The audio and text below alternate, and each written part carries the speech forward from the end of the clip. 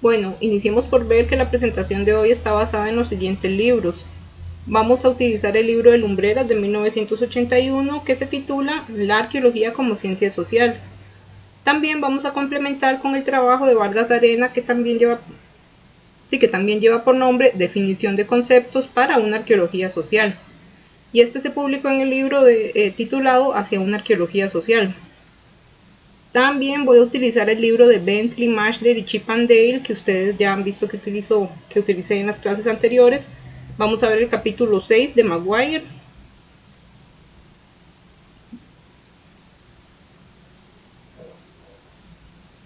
Ok.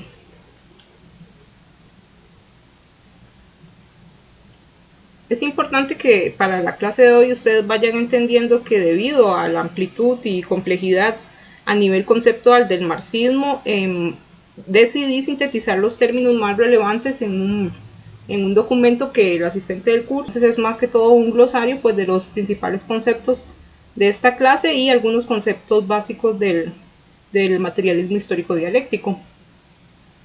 De manera que para la clase de hoy no voy a detenerme a definir los conceptos como usualmente hago, pues ya ustedes los habían leído en la lectura de Sarmiento o los vimos el semestre pasado.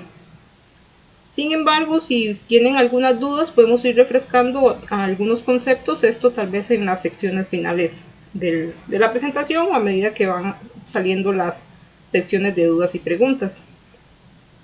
Dicho esto, ahora mejor pasemos a lo que sería la contextualización histórica de la teoría de hoy. Es importante que sepan que el surgimiento de la arqueología social latinoamericana fue producto de una corriente antiimperialista intelectual. Todo esto bajo un contexto de movimientos militares en América Latina que se dio alrededor de los años 60 y los años 70. Esto impulsó el interés de nuevas aproximaciones teóricas en las arqueologías y principalmente en la arqueología mexicana, venezolana, peruana, chilena y argentina. Por ejemplo, Maguire nos explica que durante este periodo se llevaron a cabo varias reuniones y conferencias de diferentes arqueólogos latinoamericanos, en donde se discutía sobre el rol social y político de la arqueología para las sociedades contemporáneas. De modo que los arqueólogos latinoamericanos empezaron a preguntarse arqueología para quién y arqueología según quién. Todo esto fue un reflejo de ese descontento con las teorías surgidas desde Norteamérica. Por lo tanto, lo importante que vayan entendiendo es que la crítica de la arqueología social latinoamericana se dirigió principalmente a la arqueología procesual y a la historia cultural, teorías que según la arqueología social latinoamericana pues carecían de rigurosidad metodológica para falsear las hipótesis.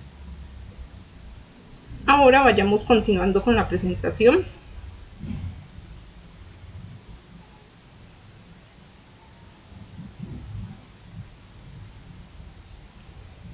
Entonces, veamos cómo la crítica hacia la arqueología procesual e histórico-cultural se canalizó a partir de una formulación teórica básica basada en planteamientos marxistas. En la arqueología, autores como Trigger, Vargas Arenas, Johnson y Maguire reconocen que los primeros trabajos con enfoque marxista fueron desarrollados por Gordon Childe. La influencia, lo importante también de ver de Gordon Childe es su influencia en lo que sería la arqueología latinoamericana, y reflejo de esto pues son trabajos que vimos el semestre pasado de arqueólogas como Soto y Manzanilla. Además, hemos visto arqueólogos con claras posturas de la arqueología social latinoamericana. Por ejemplo, tienen la publicación de Gándara Vázquez que usamos en la unidad 1. También pues la lectura de Sarmiento Pradera que corresponde a la unidad de hoy. Sin embargo, tenemos también otro amplio grupo de arqueólogos y arqueólogas a las cuales podríamos considerar los fundadores y principales promotores de esta teoría. En este caso, pues en las imágenes pueden notar, estos arqueólogos y arqueólogas serían Felipe Bate, Iraida Vargas, Luis Guillermo Lumbreras, Julio Montané, Manuel Gándara Vázquez, al que hemos leído, y también está Mario Zanoja. En el caso de la arqueología costarricense, pues la arqueología social latinoamericana ha influenciado teóricamente a los arqueólogos nacionales y tenemos como uno de sus principales promotores a un docente de la escuela de Antropología de la Universidad de Costa Rica, que fue Oscar Fonseca. Es importante que entiendan que la arqueología social latinoamericana es una teoría que ha traído a más de un arqueólogo y arqueóloga, y esto principalmente por su postura o su carácter ético y político, que aboga por una responsabilidad en la generación de un impacto en las sociedades actuales. Por ejemplo, vemos publicaciones que promueven la difusión del conocimiento hacia el público en general, es decir, un público que no sea necesariamente el arqueológico o el gremio. Y el interés de esta difusión del conocimiento al público en general es un tema que poco o nada se había abordado en teorías previas. También esto es posiblemente el resultado de ese énfasis marxista en la relación entre teoría y praxis. Y respecto a la praxis, pues recuerden que esta se refiere a la forma en que las personas transforman el mundo y se transforman a sí mismas. Por lo tanto, vemos que en el caso de la arqueología social latinoamericana hay una fuerte crítica a la formación educativa de la población, que va de la mano con una divulgación del pasado prehispánico hacia el público no académico.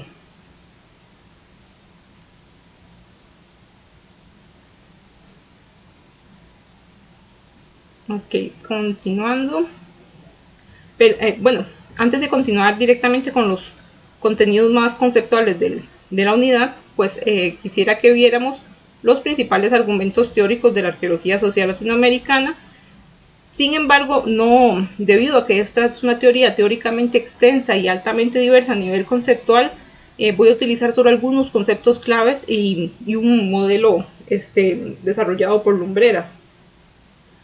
No voy a profundizar en conceptos claves del marxismo, por ejemplo, conceptos como historia, dialéctica y materialidad, pues recuerden que ya esto los habíamos visto el semestre pasado.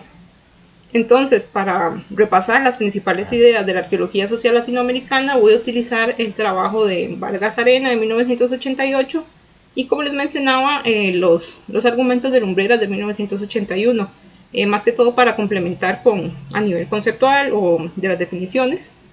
También voy a ejemplificar a partir de la lectura que ustedes realizaron de Sarmiento Pradera, para ir ejemplificando estos conceptos.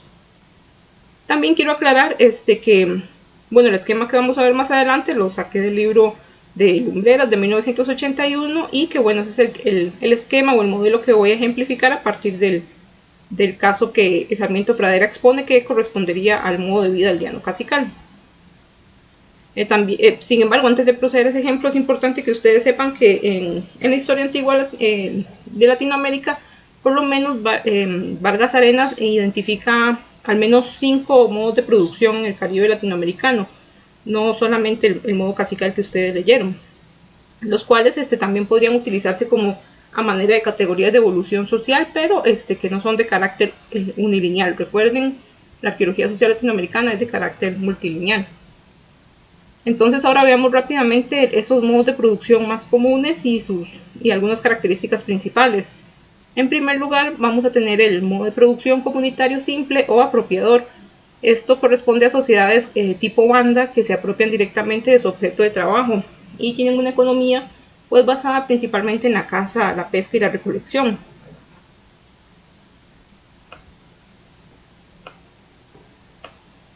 También tenemos lo que sería el modo de vida, también tenemos el modo de producción tribal o productor, y este se caracteriza por sociedades tribales en las que se refuerzan los mecanismos de reciprocidad principalmente. También vemos que se dan aldeas estables y se mejoran los mecanismos de producción alimenticia. En tercer lugar, podemos ver el modo de vida aldeano igualitario, que refiere a la variante vejecultora. Y aquí vemos que la principal característica es un incremento en la fuerza de trabajo y una mayor dependencia en la agricultura. Luego tenemos el modo de vida aldeano igualitario, pero variante semicultora. Y este se caracteriza por mejorar los instrumentos de producción y vemos el surgimiento de la importancia del rango social. Finalmente tenemos lo que sería el modo de vida aldeano cacical, que bueno, ustedes leyeron en Sarmiento Pradera y que ahora vamos a ir ejemplificando paso a paso para que vayamos pues descifrando estos conceptos que Sarmiento Pradera expone a partir del modelo o del esquema de formación económico-social. Entonces, bueno, continuando con con lo que sería la propuesta de Vargas Arena, ella sugiere por lo menos 3 categorías de estudio para entender las principales causas de la evolución social, que recuerden es una evolución social de carácter multilineal. Primero veamos el concepto de formación económico-social, también conocido como FES, que este es un concepto, es una categoría analítica que permite entender la conducta social humana en su totalidad. Para entender el FES debemos ver sus componentes. En este caso vemos que se compone de cultura, modo de vida y modo de producción. Veamos un poquito sobre cultura. Aquí pues se define como un conjunto de formas singulares que presentan los fenómenos correspondientes al enfrentamiento de una sociedad en la solución histórica de sus problemas generales de desarrollo. Esto es un concepto de debate que utiliza Vargas Arena y que vamos a ir pues descifrando rápidamente, viendo los elementos principales. Primero es importante que vayan notando la ausencia del énfasis en el carácter sistémico de la cultura. Si bien la arqueología social latinoamericana es consciente del dinamismo de los elementos que componen una cultura y cómo estos elementos se influencian uno al otro, recuerden que la arqueología social latinoamericana quería separarse de la arqueología procesual y por esta razón pues no enfatizan tanto en aproximaciones sistémicas. Por el contrario, ustedes van a notar que hay un énfasis en una aproximación marxista, la cual se basa pues en el entendimiento de las luchas sociales como motor de cambio principalmente, porque recuerden pues que el atributo principal de la arqueología social latinoamericana pues es un énfasis marxista. También vemos que de igual manera a teorías que hemos estado viendo este semestre, vemos un énfasis en lo que serían o el uso por lo menos de argumentos sobre evolución social, una vez más de carácter multilineal. Según Vargas Arena, para explicar lo que sería el desarrollo de las sociedades, es preciso identificar los fenómenos contradictorios y las relaciones esenciales, las cuales se pueden registrar en el modo de producción. Que entonces el modo de producción se entiende como la unidad de procesos económicos organizados bajo las relaciones de producción. Más adelante vamos a ir ejemplificando esto. Lo importante que vayan tomando atención es que, bueno, acabamos de ver varios modos de producción, esto según la lista que propone Vargas Arena, pero no puede, lo que debe quedar claro es que no puede darse más de un modo de producción en un mismo modo de vida. Y para eso veamos entonces qué es un modo de vida. Este se define como la manera como un grupo social produce y se organiza en el entorno natural. Aquí vemos que entre mayor sea el desarrollo, mayor es el conocimiento que posee el grupo de su entorno natural. Es importante que vayan viendo cómo se entrelazan todos estos conceptos y también que noten que por lo menos Vargas Arenas nos explica que el modo de vida y el modo de producción incluyen necesariamente el análisis del sistema productivo relacionado con los recursos naturales. Pero en el caso de la cultura, o para caracterizar las culturas a lo interno del modo de vida, no es preciso descifrar el rol del ambiente en relación con la cultura. Por acá vamos a detener un momento para ver dudas o preguntas. Nos vamos a devolver.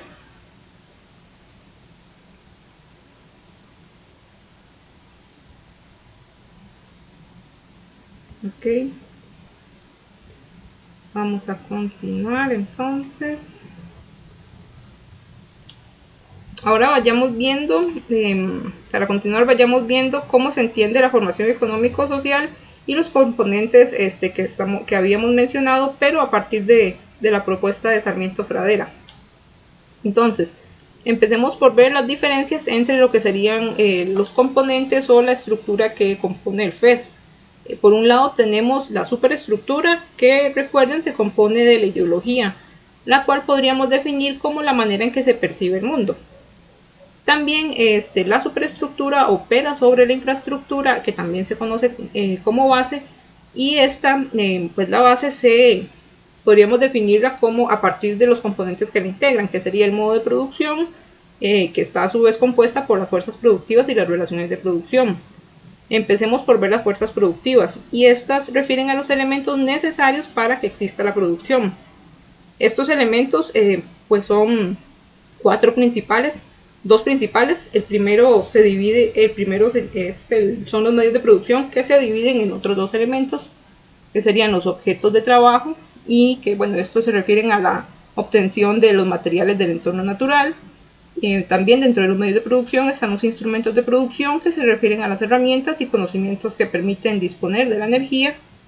Y como segundo elemento del modo de producción tenemos las fuerzas productivas, que también que refieren al ser humano y la energía que genera. Por otra parte, perdón, este es el concepto de fuerzas de trabajo. Finalmente vemos un componente, un elemento extra que se llama el trabajo, que en este caso se puede denominar como la fuerza motriz dialéctica a lo interno de las fuerzas productivas. Por otro lado, si vamos ejemplificando con el caso de Sarmiento Pradera, el modo de producción que estudia la autora son las sociedades cacicales basadas en la agricultura, de manera que las fuerzas productivas corresponderían a lo que sería la producción agrícola, mientras que entonces vemos que los medios de producción se relacionan con la tierra y el agua y las plantas domesticadas, que estos corresponden a su vez con los objetos de trabajo. Mientras que como ejemplo las terrazas para cultivo, los sistemas de irrigación o también el conocimiento del ciclo productivo pues nos refieren a lo que serían los instrumentos de producción. En el caso de las fuerzas de trabajo, algunos ejemplos serían, bueno, el ejemplo más puntual serían los seres humanos, y vemos que la autora nos menciona que en las sociedades cacicales estas se caracterizan por un aumento en la población que es compatible con un incremento en la mano de obra para la agricultura. Sin embargo, en el modo de producción de los cacicazgos basados en agricultura, vemos que la división del trabajo es extensa, de manera que también podrían incorporarse otras producciones de bienes no alimenticios. Y un ejemplo muy puntual de esto es y que es de carácter inmaterial, son lo que podríamos llamar los favores de los dioses o bendiciones de los dioses. Acá podemos ver que las fuerzas productivas se componen por objetos de trabajo como el paisaje o la escenografía natural.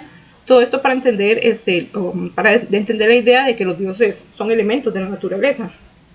También vemos como instrumentos de producción el posible uso de psicoactivos para entrar en estados de trance, y también conocimientos sobre la naturaleza y sus ciclos para entender pues los periodos de lluvia, las sequías y los peligros de la naturaleza. También vemos como fuerzas de trabajo, un ejemplo de fuerzas de trabajo serían pues los individuos especializados en mediar o en intervenir con los dioses. Lo importante que vayan entendiendo es que como estos ejemplos hay muchos otros respecto a la producción material de bienes en los cacicazgos. Sin embargo, para la clase de hoy solo vamos a utilizar estos dos ejemplos. Ahora veamos cómo el segundo componente del modo de producción, y en este caso nos referimos a las relaciones de producción.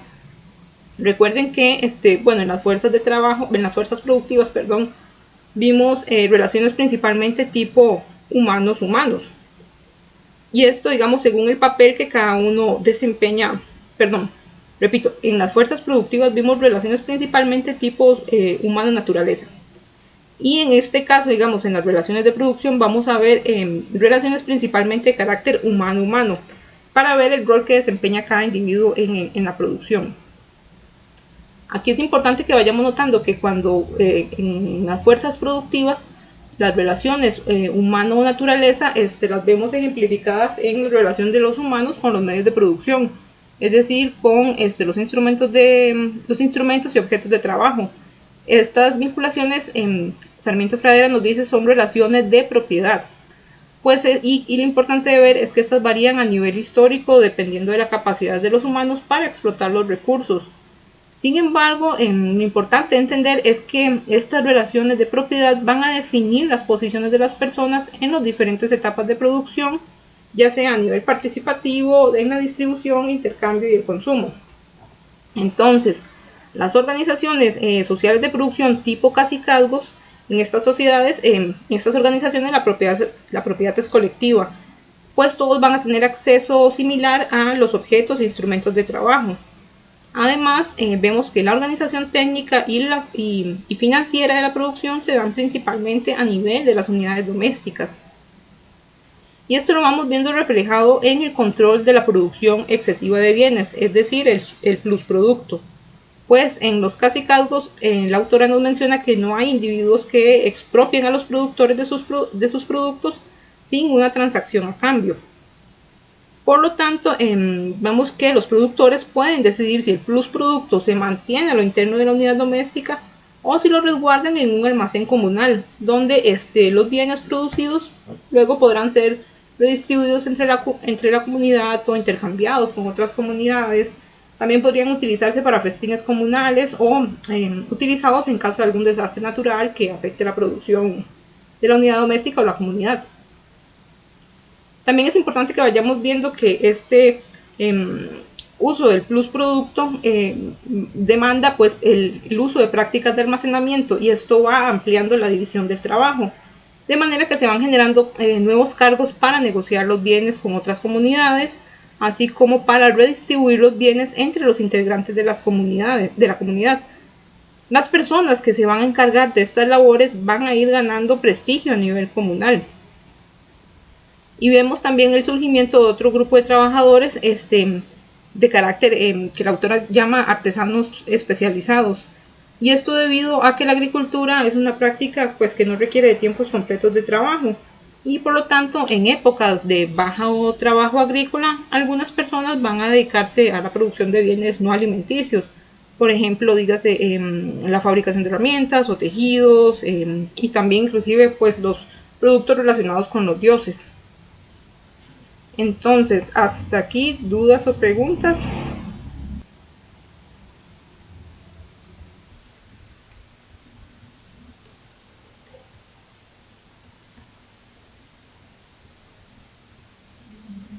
Bueno, vayamos continuando. Acá lo importante que ustedes vayan entendiendo es cómo los individuos que producen los bienes o que producen bienes que generan una dependencia. Y esto va a influir la distribución social de estos bienes. Vemos que en el caso de los cacicazgos, los encargados de las labores administrativas de los bienes y los que están encargados perdón, de mediar con los dioses desempeñan cargos que van generando una dependencia en el sistema productivo agrícola. Por lo tanto, vemos que ahora la comunidad depende de estas personas para que los desastres naturales, por ejemplo, no afecten la producción. O también requieren de sus labores para redistribuir o cambiar los bienes producidos. Debido a que estas personas ahora administran bienes comunales, han empezado a desarrollar una nueva conciencia social en la comunidad. Y aquí lo vemos, aquí lo que podemos ir viendo es que ahora estas personas son conscientes de que sus acciones afectan la distribución y el consumo de los bienes. Y de igual manera, este grupo de personas son conscientes de que esas acciones o que sus acciones pueden beneficiarlos más que al resto de la comunidad. Vemos que este nuevo orden social lo van a mantener mediante estrategias que procuren una conciencia social comunal. Y acá va a entrar en juego otros componentes de la formación económico-social, que serían la ideología y las instituciones.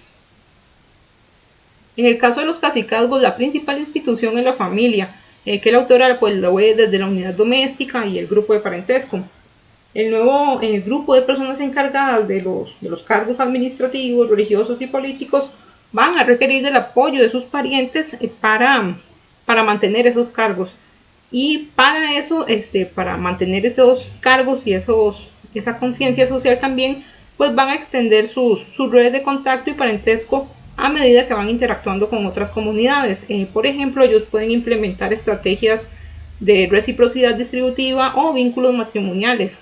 Y esto lo que va a hacer es favorecer a este grupo de prestigio a nivel político, religioso y administrativo. Va a favorecerlos a que tengan acceso diferenciado de bienes, pues ellos ahora van a tener una red amplia de contactos que les permiten obtener bienes foráneos. De igual manera vemos que se refuerza este nuevo orden social y esta nueva conciencia social mediante instituciones a nivel religioso. Acá van a entrar en juego lo que serían los cultos colectivos, pues la comunidad vemos que enfrenta problemas ahora tanto a nivel de unidad doméstica como a nivel grupal. Y estos mecanismos pues van a permitirle a las personas encargadas de las labores administrativas, políticas y religiosas, pues les van a permitir ir moldeando la percepción de la realidad a nivel comunal. Entonces, Bueno, hasta aquí sería bueno también ver si hay más dudas o preguntas para ir continuando.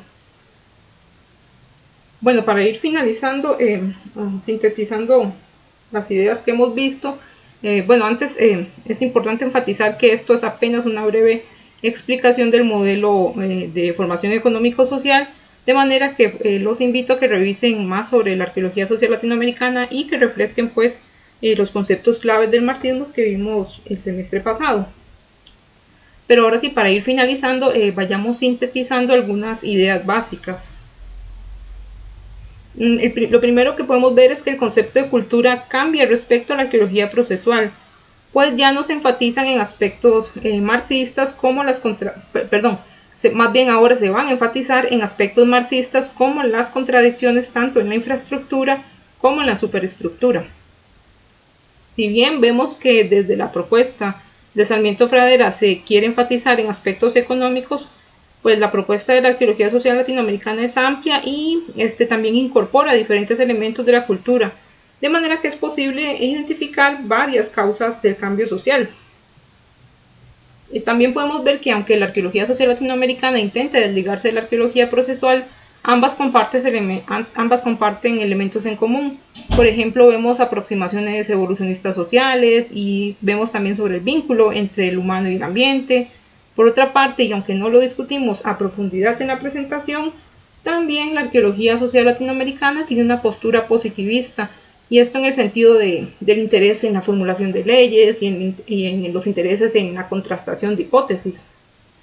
Finalmente vemos que la arqueología social latinoamericana se le ha criticado a esta teoría su exceso de teorización, así como la falta de contrastación de sus modelos, y también se le ha criticado un determinismo económico. Sin embargo, como ustedes pudieron ver, esta teoría ofrece, por lo menos desde mi punto de vista, un modelo sólido para generar explicaciones sobre el comportamiento humano antiguo. Además, debido a que incorpora múltiples variables, es posible identificar múltiples causas del cambio social. Y nuevamente, muy desde mi punto de vista, es interesante, esta propuesta es interesante, porque, bueno, más que todo lo que sería el determinismo económico quedaría al juicio del arqueólogo y según la perspectiva que utilice el arqueólogo.